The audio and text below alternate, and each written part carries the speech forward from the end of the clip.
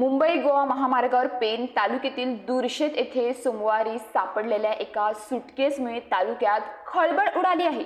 दुर्शेत फाटा रस्त्यालगत नदीच्या कडेला एका सुटकेसमधून दुर्गंधी येत होती, त्यामुळे काहीतरी अघटित घडल्याच्या संशयावरून ग्रामस्थांनी पेन पोलिसांना कळवले।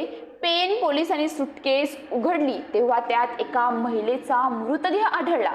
या घटनेनंतर सगळेच हादरून गेले आहेत। हा मृतदेह कुणाचा, या महिलेची हत्या कुणी आणि का केली, असे अनेक प्रश्न आता उपस्थित होत आहेत। त्याच वेळी दूरक्षेत्र बनतोय क्राइम स्पॉट बनत असल्याची चिंता ग्रामस्थ व्यक्त करत आहेत। दुर्शेत फाटा रस्त्यालगत नदीच्या कडेला काही दिवसांपासून एक मोठी सुटकेस पडून होती। ग्रामस्थांनी सुरुवातीला तिच्याकडे दुर्लक्ष केले होते।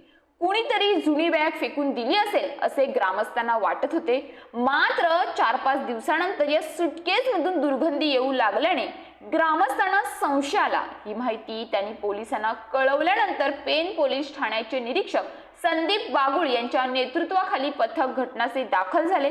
त्यांनी सुटकेस उघडल्यावर समोर मृतदेह पाहून ग्रामस्थांसोबत पोलीसही हादरून गेले। मृतदेह सडलेला असल्याने आठवडाभरापूर्वी हत्या झाल्याचा पोलिसांना संशय आहे। दरम्यान पोलिसांनी हा मृतदेह रुग्णवाहिकेतून पेन उपजिल्हा रुग्णालयात आणला। त्यानंतर अज्ञात व्यक्तीविरोधात गुन्हा दाखल केला आहे। प्राथमिक तपासात ही हत्या असल्याचा पोलिसांनी संशय व्यक्त केला असून अधिक माहितीसाठी परिसरातील सीसीटीव्ही फुटेज तपासायला सुरुवात केली आहे।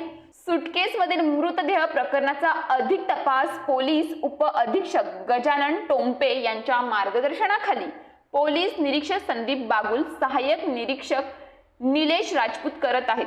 गंभीर बाब म्हणजे या दूरशेत फाट्याजवळ 4-5 महिन्यापूर्वी एका पुरुषाचा मृतदेह आढळला होता।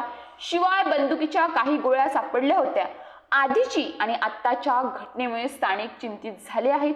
या जागेवर सहज गुन्हे होतात किंवा गुन्हा पचवला जाऊ शकतो असा चुकीचा मेसेज जाऊ नये याची पोलिसांनी खबरदारी घ्यावी अशी अपेक्षा ग्रामस्थ व्यक्त करत आहेत।